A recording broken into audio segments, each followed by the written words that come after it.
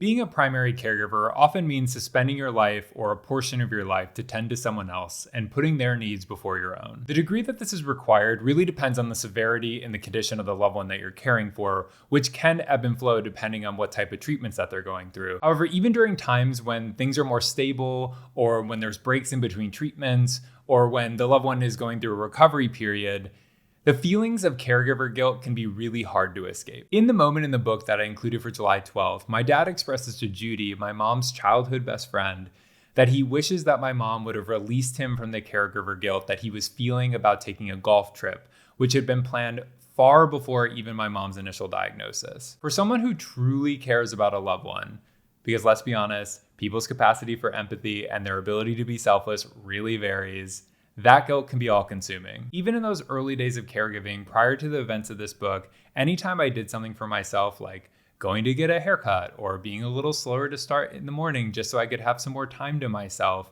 or especially when I wouldn't spend the maximum amount of time humanly possible at the hospital with her when she was getting inpatient treatment, I would feel like I wasn't fulfilling my duties. A big factor in how I felt and how my dad felt as he was thinking about leaving my mom to go on a trip, despite the fact that he had been by her side since her original diagnosis through every treatment, was who my mom was as a person. Point blank, she liked having people around. The norm for my parents was that after work, they would eat dinner together. My dad would migrate to the armchair in the living room and start watching his shows. And then my mom would migrate to the primary bedroom and then go into bed and watch her shows.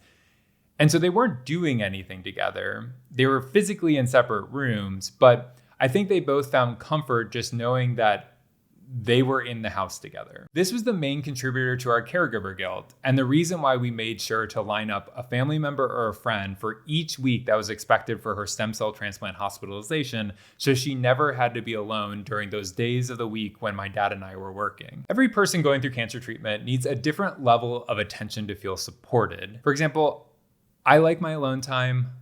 I like my quiet. I'm really good at entertaining myself. So if I were to have been surrounded throughout my cancer treatment by the same amount of people that my mom had around her, I would have felt completely smothered.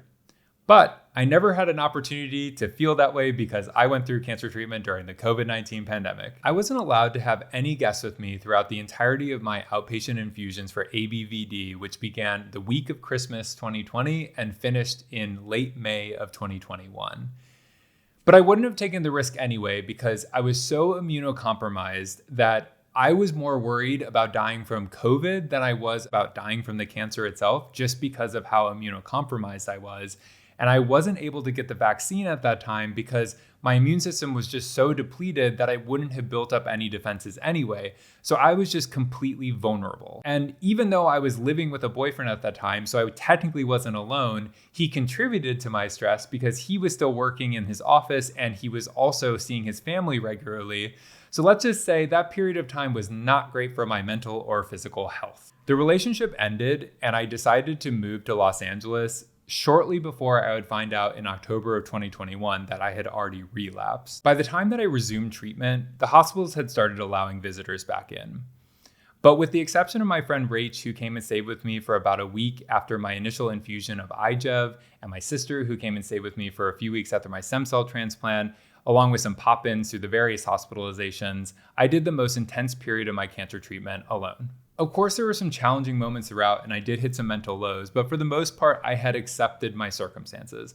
I didn't think it was particularly productive to wallow about things I couldn't change, and I also wasn't willing to take unnecessary risks because I had already experienced so many complications and setbacks. The last thing I wanted to do was see someone get COVID and then have the entire treatment be prolonged even further. A lot of my loved ones felt guilty about not being there for me or not doing enough for me, which is basically caregiver guilt by proxy, even after I assured them that I was okay on my own. Plus, the pandemic really normalized connecting over FaceTime or virtually, so I never actually felt alone. There was always someone available if I ever needed to talk. Throughout my treatment, I often wondered what it would have been like had it not been the pandemic. Who would have stepped up for me in ways that I wouldn't have anticipated? Who would have traveled to me? Who would have let me down? Because sadly, that's an inevitability and I have high expectations for people. But also, what would it have been like had my mom been alive, particularly if she hadn't gone through cancer treatment herself and was the exact version of herself that she was when she raised me. And while my speculations were all over the place, I could have seen it going so many different ways. One thing I know for certain is that she would have had the worst caregiver guilt. The next video I'll be uploading on July 14th will be talking about the tiered nature of a support system. So hit subscribe, leave any questions in the comments. The link to the book is in the description, and I will see you on July 14th.